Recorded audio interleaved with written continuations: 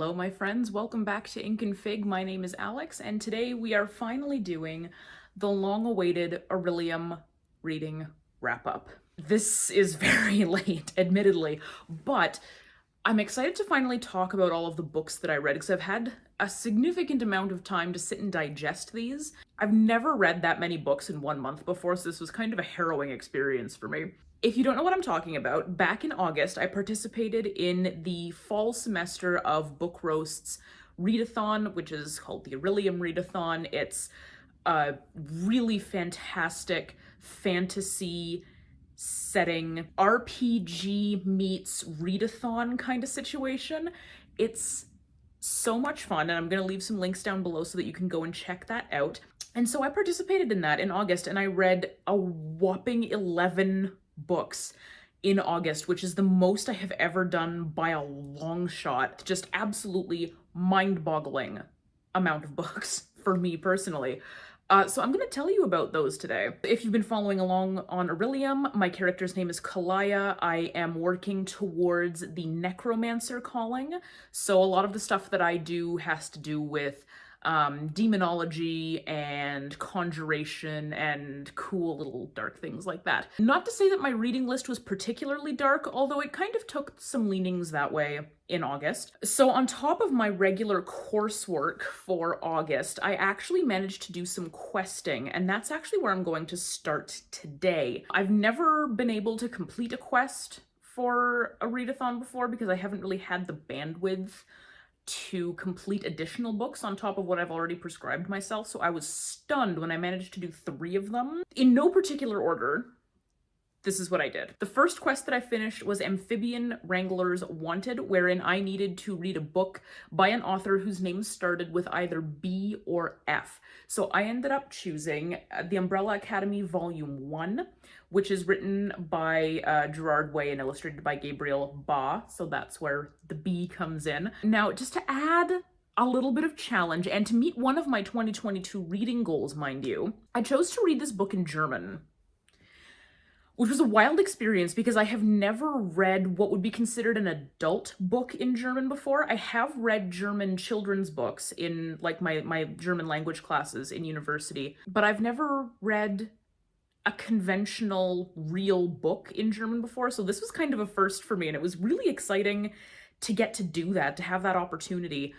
And now, granted, I had actually read this book in English prior, so I knew the plot, I knew what was going on, which gave me a lot of context to help me follow the story and get where I needed to go in the end, rather than just being completely lost and overwhelmed by the language halfway through. The book itself, I have talked sort of ad nauseum about the Umbrella Academy comic books, so I'm not going to dwell too much on this. I thought that it was a little bit... Now, granted, I believe this first one was written in 2007, and it was not nearly as polished as what the show would make you think. They really took this concept, which in and of itself is pretty good, and then launched it into another whole thing all on its own for the show, which I think works a lot better in a lot of ways, both for characterization, for the plot, for the streamlining of the plot, adding extra layers of nuance, particularly to the characters, because I think Umbrella Academy is fundamentally a character-driven story, and we ended up with a lot of plot driving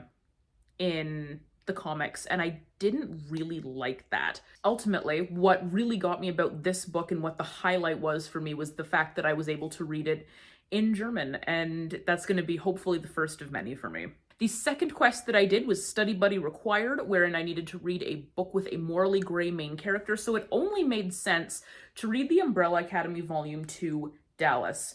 Obviously, our title page character here is Five Hargreaves, who is one of the most morally gray characters in that series. This book was absolutely wild, because if you've watched Umbrella Academy Season 2, wherein they go to Dallas, this book has almost nothing to do with what happened in that show.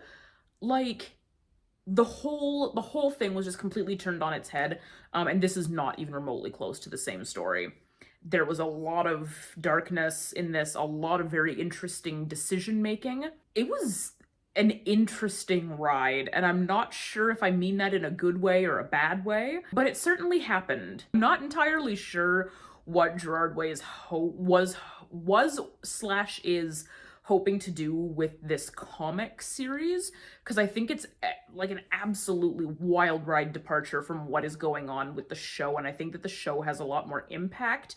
And for reading the like the intro letter to the reader kind of thing and the acknowledgments at the end, I get sort of the feeling that what he's hoping to do is what is being accomplished with the show rather than what is happening with his comics. I don't know that they're necessarily hitting the mark, especially because he's only planning for like 3 or 4 of these. And I don't even think the third one is out yet. So there's just a lot going on. It is worth mentioning that I read that book in English. The third and last quest that I did is called They Must Be Stopped, which I believe was a Book Roast Mooney reader exclusive. Correct me if I'm wrong. But the challenge was to read a book with a 3-word title. So the book that I read for this was The Handmaid's Tale by Margaret Atwood, illustrated by Renee Nolt. So this is the graphic novel. I understand that it looks like it's 4 words, but I assure you, it is 3. So this is actually the graphic novelization of The Handmaid's Tale. I'm gonna check which page I'm flipping into, because if anybody has read this, you know sort of how dark The Handmaid's Tale can get. The illustration in this is just absolutely stunning. I don't know if you can hear me around the book, but like the illustration in this is gorgeous. There's a lot of watercolor, very expressive faces that she did. This was absolutely fantastic. Now, incidentally, mine is also a signed copy because I actually got to meet Renee Nolt at Calgary Comic Expo 2019, I believe was the year. And she was absolutely lovely.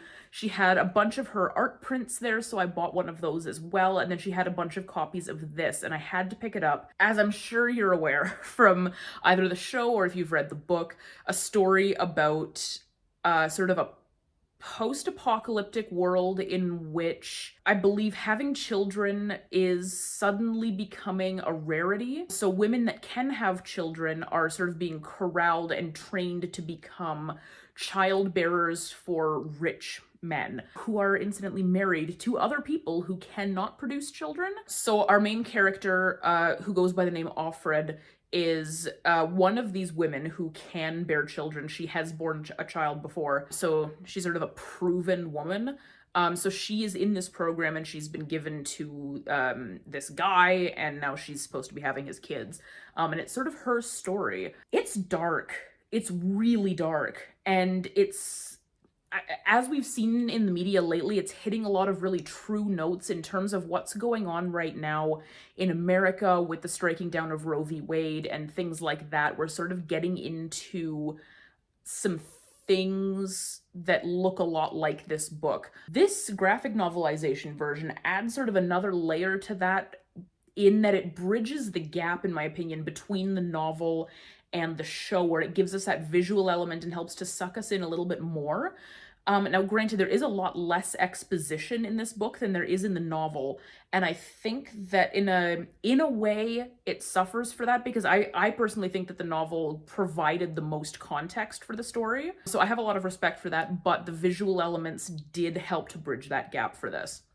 Ultimately, I would highly recommend this if you like The Handmaid's Tale, or if you want sort of a new telling, or if you've never touched The Handmaid's Tale before, this might be a good place to start, although there is a lot of graphic imagery in here, so you do want to be careful of that going in. All right, so moving on to the classes that I took this year, I'm going to go in sort of alphabetical order of the subject. So for each subject, you can take up to 3 classes to achieve different levels in this class. And the point of that is to get you more well-rounded in the subjects that you're going to need for your calling.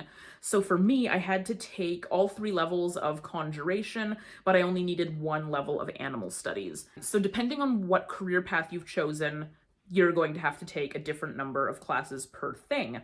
And you need to achieve all of the required classes in order to achieve your calling for the semester. So the first class that I needed was an O level in animal studies, and the class for this was Study of Familiars, which is to read a book with an animal companion. For this prompt, I wasn't really sure what I wanted to do because I'm not entirely sure what books have animal companions, but I did have an idea, and it turned out to be correct. I ended up going with Mooncakes by Suzanne Walker and Wendy Xu. This was a really fun read. It was queer, it was cozy. There was a lot of discussion about identity and coming into your identity and stuff like that. And the animal companions came in some very interesting ways. First of all, there were, I believe, two cats in the book just the whole way through, just house cats. They were fabulous, lovely. And then there actually was like a whole farm kind of situation of these wonderful magical creatures that were just like mind-boggling. They were so beautiful and so cute, and I just loved all of them. And they came into a very big event towards the end of the story, so I would definitely consider them animal companions for the purposes of this prompt. This wasn't sort of the most polished book of all time, but I don't necessarily think that was the point of it. I believe this falls into the YA category just based on sort of the subject matter and the age of the people involved. So like there were some plot hole situations, and there was a little bit of rocky dialogue here and there, which I had heard about, and then that came to fruition when I finally got to it, and I think I agree with those criticisms. But it was fun.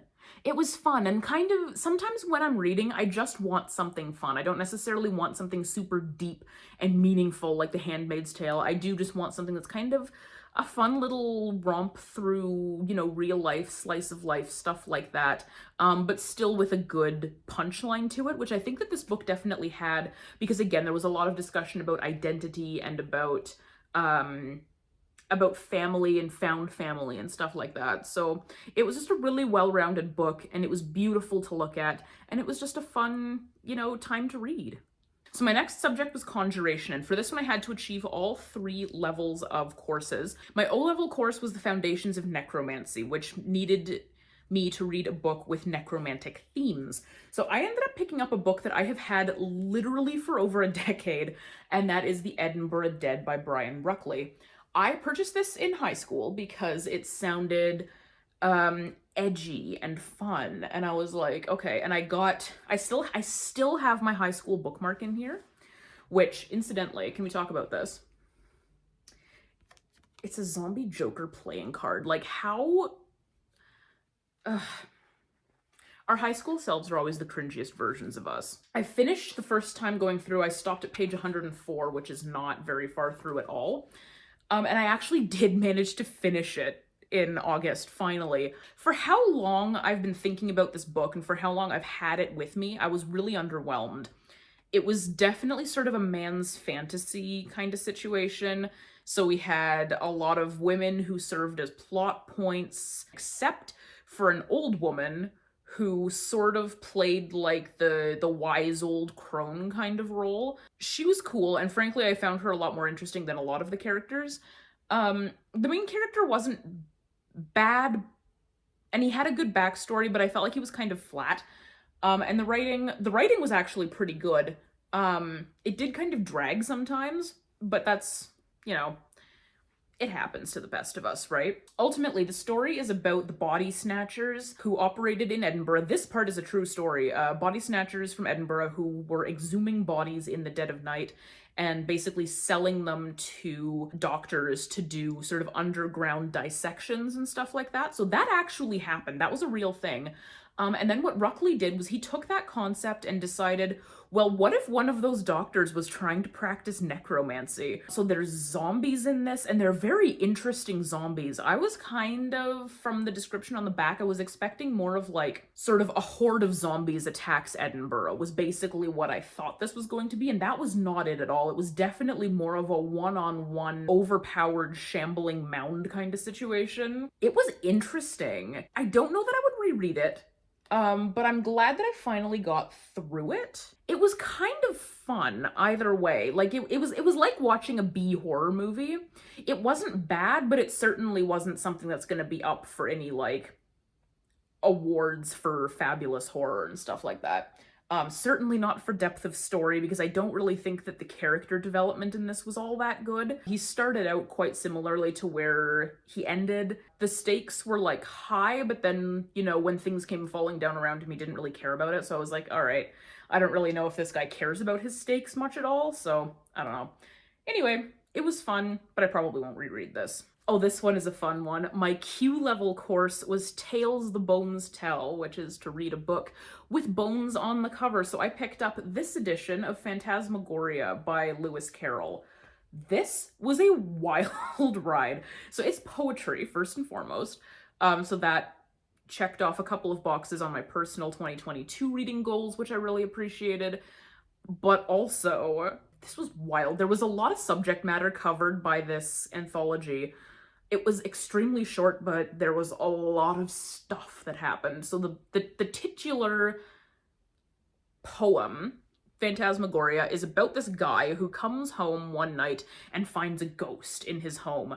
And he has a conversation with this ghost, you know, why are you here? They become friends. And in the course of like a couple of hours, they become friends. They have a falling out. They reconcile, and then the ghost realizes that this is not the guy that he was supposed to be haunting today.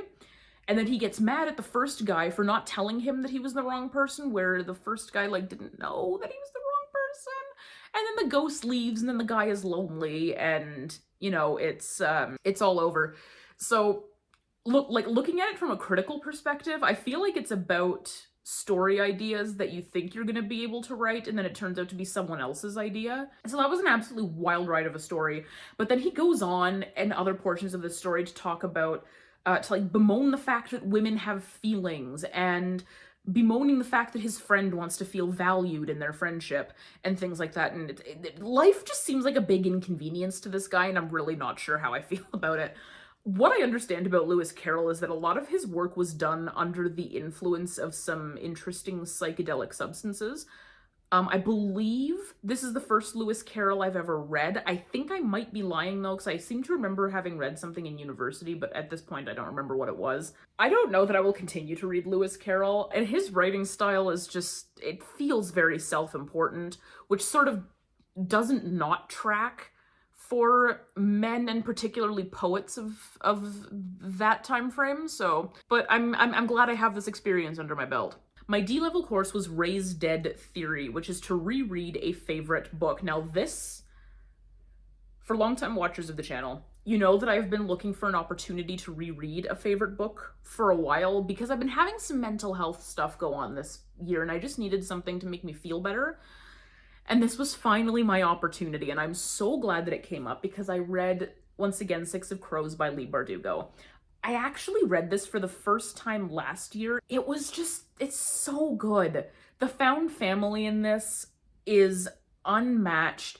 The character diversity is actually pretty good from my perspective.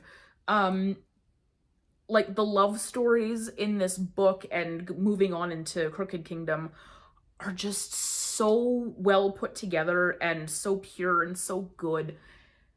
And Kaz Brekker is, I think, possibly my favorite literary character of all time. He is so wonderfully complicated and still so human, and I absolutely love that about him. I don't want to go on about this book for too long, because I have talked about it, and I will probably continue to talk about it in the future. This book is about 6 teenagers who get together and decide to rob basically the most secure place in the world in order to make an obscene amount of money and change their fortunes. Obviously, things go a little bit sideways, but like the character development in this is unmatched. The plot is actually really good, very clever, and very wholesome. Loved and continue to love this book forever. All right, so on that bombshell, let's move on to demonology. I only had to do an O level in this course, and that course was Imp Wrangling, wherein I needed to read a fantasy book. Now, I had just picked up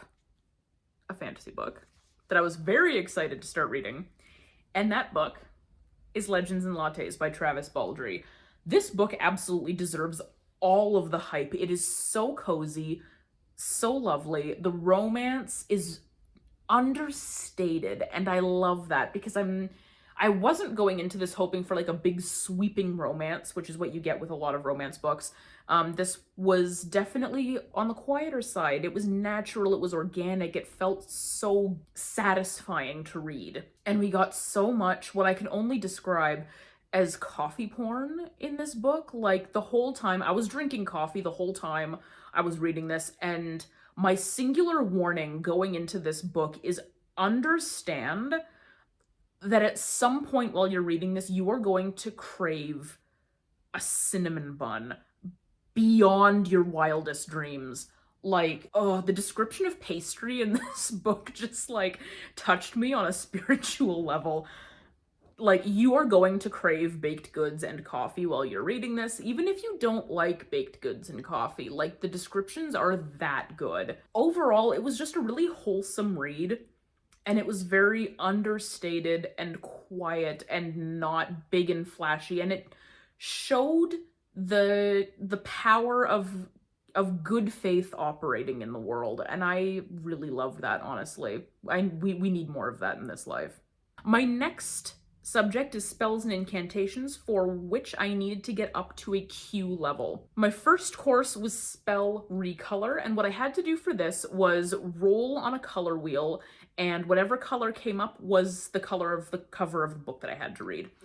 So I ended up rolling blue, and I read a book that I don't think a lot of people have heard of, and this isn't like a flex or anything. This book is Unlikely Sanctuary by Melissa King Hope.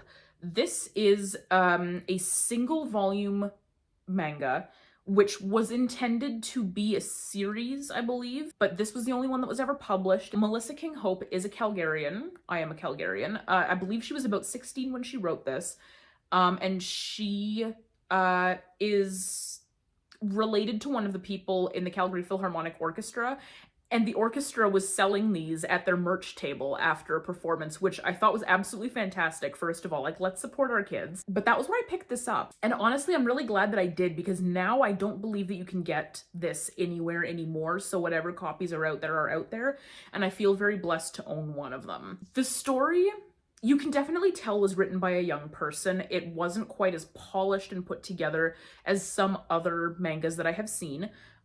However, I don't think that diminishes the point of this at all.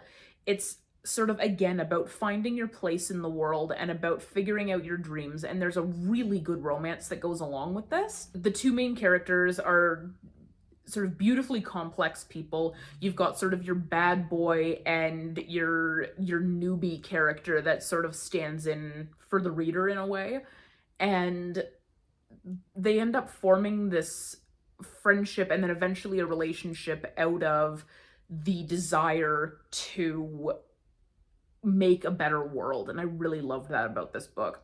The illustration style was great. I'm just gonna find you a page here that I can... Here's a good one. So the illustration style in this is really wonderful. I like it a lot. It's definitely different from a lot of the things that I've seen before, but it also harkens back to sort of the Fruits Basket illustration style, which I really appreciated, because I think that it's a very expressive style in a very cute way, and I think that played into this really nicely. Here's another page that I can show you. This was fun, and I liked it. I am quite sorry that this is the only volume that is available, or that we will ever read. However, I do think that in the last couple of pages, we wrapped up the story in such a way that it does stand as a standalone. I'm just gonna continue enjoying it for what it is, because frankly, it's great. So for my Q level, the course was Incantation Echo, where I had to find someone else's TBR, pick a book from it, and read that book. So what I ended up doing is I picked my TBR in about July of last year. No one's August TBRs were up yet, so I had to bump it back a couple of months and see what I could find. And I ended up finding a video from Darian Reads, who I will link down below. On her TBR that I picked, she had This Is How You Lose the Time War by Amal El-Motar and Max Gladstone. This book instantly became a favorite of mine. I think this might be my favorite book of all time so far. There was so much going on in this book that I absolutely loved. The story was really good. The romance was spectacular. It ramped up and got very intense towards the end of the book, and you became very invested in this romance by the end of it. And it was so clever in the way that they were hiding these messages to each other throughout time and space. And ultimately, I think this was a love story between nature and science in a way. And so it's these two sort of natural forces coming together and writing love stories to each other in between the small things in life. And I have heard some criticism about that aspect of the book, but I personally think it's actually quite believable. So I haven't really made a secret of the fact that I went to the University of Calgary, or that I was in the creative writing section of the English department. We had a poet by the name of Christian Book who, while I was there, successfully wrote poetry using DNA and created his own organism, the DNA for which is a poem. The concept for this absolutely blew my mind, but I went to like his talk about this and he explained the whole thing, and there was only so much of the science that I understood, but like, he did this and it was a thing that is possible. So all of this hiding love letters in the stuff of things for This Is How You Lose the Time War absolutely struck true for me. I'm like, this is absolutely possible. We have people out here doing this. Like, that was based in scientific fact for me, so I absolutely believed it 100%. But the beauty and the artistry behind it definitely hit home as well. 100% would recommend this book. I do not yet own a copy, interestingly enough, because I borrowed this one from the library, but like, I want a copy and I want to treasure it for the rest of my life because this is one of the best books I've ever read. All right, and I have saved one of the best for last. My last course was restoration. The class I had to take for this was my O-level, which is object restoration, and I had to read a book with a single object on the cover. The book I ended up choosing was The Man Who Died Twice by Richard Osman. I really love these mysteries. If you've read The Thursday Murder Club, you know that these books are intensely funny, witty, and clever, and yet still quite deep, and discuss some of the greater mysteries of life in terms of death and aging and things like that, which is stuff that particularly people my age don't talk about an awful lot. These books absolutely lean into that. It's like, here are some fabulous old people who have got the biggest personalities of all time, and they are having a whole ass adventure.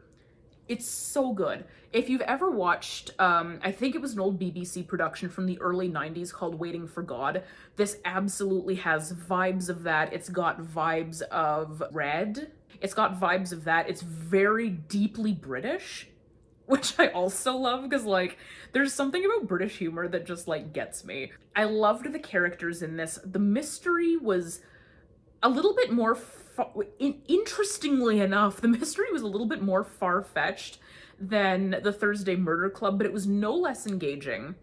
I had a banging good time on every single page of this book. I read this while I was on vacation in Montreal, and I took this book everywhere with me. I was reading this the whole time I was there. It was so good, and like, I would die for Joyce.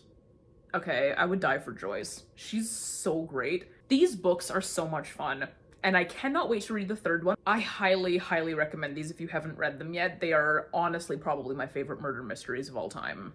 Thank you so much for joining me today. I had so much fun doing this readathon, and it was so gratifying to be able to meet another milestone of how many books that I've read in a single month, because honestly, the last couple of months, it's been like 2, maybe 3 books finished in a month, and it's been kind of dragging, honestly.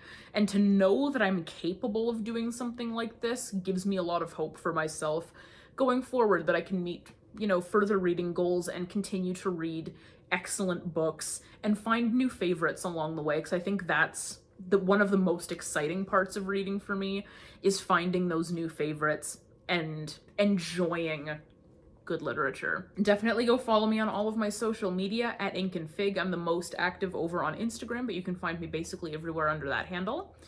And don't forget to go down below, hit that like, subscribe, give us a comment, stuff like that, because then we can have other people find us and come join the party, and we can all just gush about all of our favorite books together, and it's going to be a great time. Thank you again so much for watching, and I will see you in the next one. Bye!